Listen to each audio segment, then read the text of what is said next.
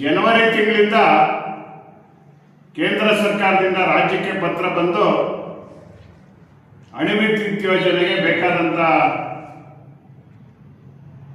ವ್ಯವಸ್ಥೆಯನ್ನ ಇವತ್ತು ಸರ್ಕಾರ ಮಾಡ್ತಾ ಇದೆ. ಜನವರಿಯಲ್ಲಿ ಕೇಂದ್ರ ಸರ್ಕಾರದಿಂದ ವಿಧಾನಸೌಧಕ್ಕೆ ಪತ್ರ ಬಂದು ರಾಜ್ಯಕ್ಕೆ ಬಂದು, ರಾಜ್ಯದಿಂದ ಜಿಲ್ಲಾಧಿಕಾರಿಗಳಿಗೆ ಬಂದು, ಜಿಲ್ಲಾಧಿಕಾರಿಗಳಿಂದ ತಹಸೀಲ್ದಾರಿಗೆ ಬಂದು, ತಹಸೀಲ್ದಾರರು ಒಂದ್ಸರಿ ಹಿಂದಿನವರು ಇಲ್ಲಿ ಮುಳುಗಡೆ ಸಂತ್ರಸ್ತರು ಈ ಥರವರೆಲ್ಲ ಇದ್ದಾರೆ ಅಂತ ಹೇಳಿ ಒಂದು ಮಾಹಿತಿ ಕೊಟ್ಟಿದ್ರಂತೆ. ಅದನ್ನು ಒಪ್ಪದೆ ಮತ್ತೆ ವಿಡಿಯೋ ಕಾನ್ಫರೆನ್ಸ್ ಮಾಡಿ ಕೂಡಲೇ ಇದಕ್ಕೆ ಬೋರ್ವೆಲ್ ತೆಗೆಸಲಿಕ್ಕೆ, ಮಣ್ಣು ಪರೀಕ್ಷೆ ಮಾಡಲಿಕ್ಕೆ, ಇದಕ್ಕೆಲ್ಲ ಯೋಜನೆಗೆ ಸಕಾರಾತ್ಮಕವಾಗಿ ಎಲ್ಲದನ್ನು ಸಿದ್ಧ ಮಾಡಿ ಅಂತ ವಿಡಿಯೋ ಕಾನ್ಫರೆನ್ಸ್ ಕೇಂದ್ರ ಸರ್ಕಾರದ ಅಧಿಕಾರಿಗಳು, ರಾಜ್ಯ ಸರ್ಕಾರದ ಅಧಿಕಾರಿಗಳು, ಜಿಲ್ಲಾಧಿಕಾರಿಗಳು ಮಾಡಿ, ಅದರಲ್ಲಿ ಜಿಲ್ಲಾಧಿಕಾರಿಗಳು ಆ ಯೋಜನೆಗೆ ಪೂರಕವಾಗಿ ಅದರ ಪರವಾಗಿ ಕೆಲವು ಮಾಹಿತಿ ಕೊಟ್ಟು ಇದು ಸೂಕ್ತ ಸ್ಥಳ ಅಂತಲೂ ಸಹ ಮಾಹಿತಿ ಕೊಟ್ಟಿದ್ದಾರೆ ಅನ್ನೋ ಒಂದು ವದಂತಿ ಇದೆ. ತಾಲೂಕು ಕಚೇರಿಯಲ್ಲಿ ಈ ವಿಷಯವನ್ನು ಮುಚ್ಚಿಟ್ಟಿದ್ದಾರೆ. AC ಕಚೇರಿಯಲ್ಲೂ ಸಹ ಮುಚ್ಚಿಟ್ಟಿದ್ದಾರೆ. ಜಿಲ್ಲಾಧಿಕಾರಿ ಕಚೇರಿಯಲ್ಲಿ ಯಾರಿಗೂ ಸಹ ಈ ಮಾಹಿತಿಯನ್ನು ಕೊಡಬೇಡಿ ಅಂತ ಹೇಳಿ ಚರ್ಚೆ ನಡೆದಿದೆ ಅನ್ನೋ ವಿಚಾರವನ್ನು ಜಿಲ್ಲಾಧಿಕಾರಿಗಳನ್ನು ಹೇಳಿದರು. ಅದಕ್ಕೋಸ್ಕರ ಪ್ರತಿಭಟನೆಯ ದಿನ ನಮಗೆ ಎಲ್ಲ ಮಾಹಿತಿಗಳನ್ನು ತಹಸೀಲ್ದಾರರು ಏನೇನು ಪತ್ರಗಳು ಬಂದಿದೆ ಆ ಪತ್ರಗಳನ್ನೆಲ್ಲ ಬಹಿರಂಗಪಡಿಸಬೇಕು, AC ಮತ್ತೆ ತಹಸೀಲ್ದಾರ್. ಇಲ್ಲದೇ ಇದ್ರೆ ಎರಡೂ ಕಚೇರಿಗಳಿಗೆ ನುಗ್ಗಿ ನಾವು ಪ್ರತಿಭಟನೆಯನ್ನು ಮಾಡಿ ಕಾನೂನು ಭಂಗವನ್ನೇ ಮಾಡಬೇಕಾದಂಥ ಪರಿಸ್ಥಿತಿ ಅವತ್ತು ಆಗುತ್ತೆ. ಅದಕ್ಕೋಸ್ಕರ ನಾವು 7ನೇ ತಾರೀಕು ಒಳಗೆ ಅಥವಾ 7ನೇ ತಾರೀಕಿಗೆ ಪ್ರತಿಭಟನೆ ದಿನ ಸರ್ಕಾರ, ಕೇಂದ್ರ ಸರ್ಕಾರ ಮತ್ತು ರಾಜ್ಯ ಸರ್ಕಾರ ಅವರೇನು ಈ ಯೋಜನೆ ಮಾಡಕ್ಕೆ ಹೊರಟಿದ್ದಾರೆ ಅದಕ್ಕೆ ಬಂದಂಥ ಪತ್ರಗಳು, ಇವರು ವಾಪಸ್ ಬರೆದಂಥ ಪತ್ರಗಳು ಎಲ್ಲ ಜನರ ಎದುರಿಗೆ ಮಂಡಿಸ್ಬೇಕು. ಪ್ರಜಾಪ್ರಭುತ್ವದಲ್ಲಿ ಜನರಿಗೆ ಪರಮಾಧಿಕಾರ. ಯಾವುದೇ ಯೋಜನೆ ಇರ್ಬೋದು, ಯಾವುದೇ ಕಾರ್ಯಕ್ರಮಗಳಿರ್ಬೋದು, ಜನರಿಗೆ ಮುಚ್ಚಿಟ್ಟು ಜನರಿಗೆ ಗೊತ್ತಿಲ್ಲದೆ ಇರ್ತಕ್ಕಂಥ ಮಾಡ್ತಕ್ಕಂಥದ್ದು ಸರ್ಕಾರಗಳ ಸರ್ವಾಧಿಕಾರಿ ಮನೋಭಾವ. ಅದಕ್ಕೋಸ್ಕರ ಈ ವರ್ತನೆಯನ್ನು ನಾವು ತೀವ್ರವಾಗಿ ಖಂಡಿಸ್ತೀವಿ. ಜೊತೆಗೆ ಅಧಿಕಾರಿಗಳು ಒಂದು ರೀತಿ ಬಚ್ಚಿಟ್ರೆ ನಮ್ಮ ಜನಪ್ರತಿನಿಧಿಗಳು, ನಮ್ಮ ಶಾಸಕರಿಗೆ, ಸಾಗರ ಕ್ಷೇತ್ರದ ಶಾಸಕರು ಸಾಗರದಲ್ಲೇ ಇಂಥ ಯೋಜನೆ ಮಾಡಬೇಕು ಅಂತ ಕೇಂದ್ರದಿಂದ ತಹಸೀಲ್ದಾರ್ ಕಚೇರಿಯವರಿಗೂ ಪತ್ರ ಬಂದರೂ ಸಹ ಆ ಪತ್ರ ತಹಸೀಲ್ದಾರ್ ಇವರಿಗೆ ತಿಳಿಸ್ಲಿಲ್ವಾ, ನಮ್ಮ MLA ಅವರಿಗೆ ತಿಳಿಸ್ಲಿಲ್ವಾ, ಈ ಥರ ಯೋಜನೆ ಬಗ್ಗೆ ಪತ್ರ ಬಂದಿದೆ, ಈ ಥರದ ಡೆವಲಪ್ಮೆಂಟ್ ನಡೀತಿದೆ ಅಂತ ತಿಳಿಸ್ಲಿಲ್ವಾ, ನಮ್ಮ DC MLA ಅವರಿಗೆ ತಿಳಿಸ್ಲಿಲ್ವಾ?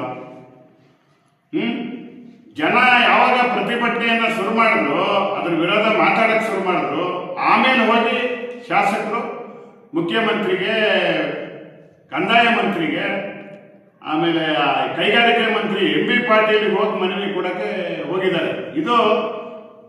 ಇದು ಇವರೇನೋ ಅಧಿಕಾರಿಗಳ ಜೊತೆ ಸೇರಿ ಶಾಸಕರು ಏನೋ ವಿಚಾರನ ಮುಚ್ಚಿಡ್ತಿದ್ದಾರೋ ಏನೋ ಅಂತ ನಮ್ಗೆ ಅನುಮಾನ ಬರ್ತದೆ. ಜೊತೆಗೆ MP ಕೇಂದ್ರ ಸರ್ಕಾರದಿಂದ ಒಂದು ದೊಡ್ಡ ಯೋಜನೆ ತಮ್ಮ ಕ್ಷೇತ್ರದಲ್ಲಿ ಮಾಡಲಿಕ್ಕೆ ಕೇಂದ್ರ ಸರ್ಕಾರ ಹೊರಟಿದ್ದು, ನಮ್ಮ MP-ಗೆ ಒಂಥರ ಜಾಣ ಕೊರಡು ಅನ್ನೋದು ಕಾಣುತ್ತೆ. ಜಾಣ ಕೊರಡು, ಇದು ವದಂತಿ, ಇದ್ರ ಬಗ್ಗೆ ಯಾರು ಹೆದರ ಅಗತ್ಯ ಇಲ್ಲ, ನಾನು ಕೇಂದ್ರ ಸರ್ಕಾರದ ಮಂತ್ರಿಗಳಿಗೆ ಹೋಗಿ ಇದನ್ನ ಮನವಿ ಕೊಡ್ತೀನಿ ಅನ್ನೋ ಮಾತಾಡ್ತಾರೆ. ಈ ಯೋಜನೆ ಆಗದೇ ಗೊತ್ತಿಲ್ಲದೆ ನೀವೇಗೆ ಮಂತ್ರಿಗಳಿಗೆ ಹೋಗಿ ದೂರು ಕೊಡ್ತೀರಿ? ಇನ್ನು ನಮ್ಮ ಜಿಲ್ಲಾ ಉಸ್ತುವಾರಿ ಸಚಿವರು ಮಧು ಬಂಗಾರಪ್ಪನವರು, ಅವ್ರಿಗೆ ಸಾಗರ ತಾಲೂಕು ಅವರಿಗೆ ವ್ಯಾಪ್ತಿಯಿಂದ ಹೊರಗಿದೆ ಅನ್ನೋದು ಕಾಣುತ್ತೆ. ಅವರು ಬಂಗಾರಪ್ಪನವರ ಹೆಸರನ್ನ ಶಿವಮೊಗ್ಗದಲ್ಲಿ ಸರ್ಕಲ್ಗೆ ಆಶ್ರಯ ಬಡಾವಣೆಗೆ ಇಡದೆ ಒಂದು ದೊಡ್ಡ ಕಾರ್ಯಕ್ರಮ ಮಾಡ್ಯಾರ. ಆದ್ರೆ ಬಂಗಾರಪ್ಪನವ್ರು ಏನು ಭೂಮಿ ಕೊಟ್ಟರಲ್ಲ ರೈತರಿಗೆ, ಅದನ್ನು ಉಳಿಸೋ ಯೋಗ್ಯತೆ ನಮ್ಮ ಜಿಲ್ಲಾ ಉಸ್ತುವಾರಿ ಸಚಿವರಿಗೆ ಇಲ್ಲ. ಮತ್ತೆ ಜಿಲ್ಲಾ ಉಸ್ತುವಾರಿ ಸಚಿವರು ಸಹ ಅವರು ಈ ವಿಚಾರದ ಬಗ್ಗೆ ತಮ್ಮ ಸ್ಪಷ್ಟನೆಯನ್ನು ಕೊಡಬೇಕು. ಅವ್ರ ಕರ್ತವ್ಯ ಅದು. ಜನ ಭೀತಿಗೆ ಒಳಗಾದಾಗ, ಜನ ಇವತ್ತು ನೋವಿನಿಂದ ಇದ್ದಾಗ, ಜನ ಆಕ್ರೋಶದಿಂದ ಇದ್ದಾಗ, ಜನರ ಜೀವವನ್ನೇ ಹಾಳು ಮಾಡ್ತಕ್ಕಂಥ ವ್ಯವಸ್ಥೆ ಜೊತೆ ಚೆಲ್ಲಾಟವನ್ನು ಸರ್ಕಾರಗಳು ಮಾಡೋ ಹೊತ್ತಿಗೆ ಜನಪ್ರತಿನಿಧಿಗಳಾಗಿ ಜಿಲ್ಲಾ ಉಸ್ತುವಾರಿ ಸಚಿವರು ಈ ಯೋಜನೆ ಏನು ಹಕ್ಕಿಕತ್ತು ಅನ್ನೋದನ್ನ ಸಾರ್ವಜನಿಕರ ಎದುರುಗಡೆ ಬಹಿರಂಗಪಡಿಸ್ತಕ್ಕಂಥ ಕೆಲಸವನ್ನ ಮಾಡಬೇಕು. ಅದಕ್ಕೋಸ್ಕರ ನಾವು ಅವತ್ತು ತೀವ್ರ ಹೋರಾಟ ಮಾಡಿದ್ದೀವಿ. ನಾವು ಸಂದರ್ಭ ಬಂದ್ರೆ ನಾವು ಅವತ್ತು ಜೈಲಿಗೆ ಹೋಗಕ್ಕೂ ಸಿದ್ಧ. ನಾವು ಕಾನೂನು ಭಂಗ ಮಾಡಿ ಜೈಲಿಗೆ ಹೋಗಕ್ಕೂ 7ನೇ ತಾರೀಕು ನಾವು ಸಿದ್ಧ ಇದ್ದೀವಿ. ಈಗಾಗಲೇ ತಮಗೆಲ್ಲರಿಗೂ ಗೊತ್ತಿರಂಗೆ ಸಿಂಗಳಿಕ ಅಭಯಾರಣ್ಯದ ಹೆಸರಲ್ಲಿ 2 ನಮ್ಮ ಬಾರಂಗಿ, ಕರೂರು ಮತ್ತೆ ಚಿಕ್ಕಮತ್ತೂರವರೆಗೂ ಆವನಹಳ್ಳಿ ಹೋಬಳಿಯ ಕೆಲವು ಪ್ರದೇಶಗಳನ್ನು ಅಭಯಾರಣ್ಯ ಮಾಡಿ ಇವತ್ತು ಹಿಂಸೆ ಮಾಡ್ತಾ ಇದ್ದಾರೆ. ಭೂಮಿ ಹಕ್ಕನ್ನ ಇವತ್ತು ವಜಾ ಮಾಡ್ತಕ್ಕಂಥ ಕೆಲಸಗಳು ನಡೀತಿದೆ. ಮುಳುಗಡೆ ಸಂತ್ರಸ್ತರದ್ದು ಸಮಸ್ಯೆ ಸುಪ್ರೀಂ ಕೋರ್ಟ್ ಹೇಳಿದ್ರು 1.5 ವರ್ಷ ಆದರೂ ಬಗೆಹರಿಲಿಲ್ಲ. ಅರಣ್ಯ ಹಕ್ಕು ಕಾಯ್ದೆದು ಸಮಸ್ಯೆ ಬಗೆಹರಿಲಿಲ್ಲ. ಸುಪ್ರೀಂ ಕೋರ್ಟ್ ಆದೇಶ ಮಾಡಿ ಜನರಿಗೆ ನ್ಯಾಯ ಕೊಡಿ ಅಂದ್ರೂ ಸಹ ಸರ್ಕಾರ, ಕೇಂದ್ರ ರಾಜ್ಯ ಸರ್ಕಾರಗಳು ಸತ್ತೋಗಿದ್ದಾರೆ. ರೈತರ ಪಾಲಿಗೆ ಈ ಜನಪ್ರತಿನಿಧಿಗಳು ಸತ್ತೋಗಿದ್ದಾರೆ. ಸಾವಿರಾರು ಹಕ್ಕುಪತ್ರಗಳನ್ನ ನಮ್ಮ ತಾಲೂಕು ಸೇರಿದಂತೆ ಜಿಲ್ಲೆಯಲ್ಲಿ ಒಂದು 50,000 ಹಕ್ಕುಪತ್ರಗಳನ್ನು ತಹಸೀಲ್ದಾರ್ ಕೊಟ್ಟಿರೋದನ್ನು ಸಹ ವಜಾ ಮಾಡೋದಕ್ಕೆ ಇವತ್ತು ಕೇಸ್ಗಳನ್ನು ಹಾಕಿ ಜನರಿಗೆ ಅನ್ಯಾಯ ಮಾಡ್ತಾ ಇದ್ದಾರೆ. ಈ ಅನ್ಯಾಯದ ಜೊತೆಗೆ ಒಂದೇ ಸರಿ ಜನರನ್ನ ಮುಳುಗಿಸ್ತಕ್ಕಂಥ ಯೋಜನೆಯೂ ಸಹ ಪ್ರಕಟ ಆಗಿರೋದು ಅತ್ಯಂತ ಖಂಡನೀಯ. ಅದಕ್ಕೋಸ್ಕರ ನಾವು ಎಲ್ಲ ನಮ್ಮ ಜನತೆ, ನಮ್ಮ ಜಿಲ್ಲೆಯಲ್ಲಿ ಎಲ್ಲ ಕಡೆಗೂ ಸಂಘಟನೆಯಲ್ಲಿ ನಮ್ಮವರು ಇದ್ದಾರೆ, ಮತ್ತೆ ತಾಲೂಕಲ್ಲೂ ಇದ್ದಾರೆ. ಎಲ್ಲರೂ ಸಹ ಈ ಒಂದು ಹೋರಾಟಕ್ಕೆ ಭಾಗವಹಿಸಿ ಅವತ್ತು ತೀರ್ಮಾನ ಆಗಬೇಕು ಏನೇನು ಅಂತ ಅನ್ನೋದು ಜನಕ್ಕೂ ಗೊತ್ತಾಗಬೇಕು.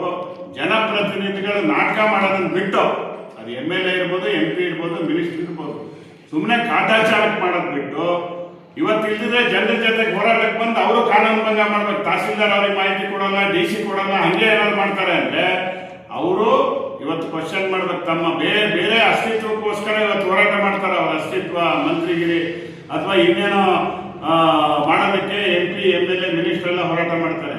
ಜನರ ಸಮಸ್ಯೆಗೆ ಗಟ್ಟಿಯಾಗಿ ಸರ್ಕಾರ ಸ್ಪಂದಿಸಿದೆ.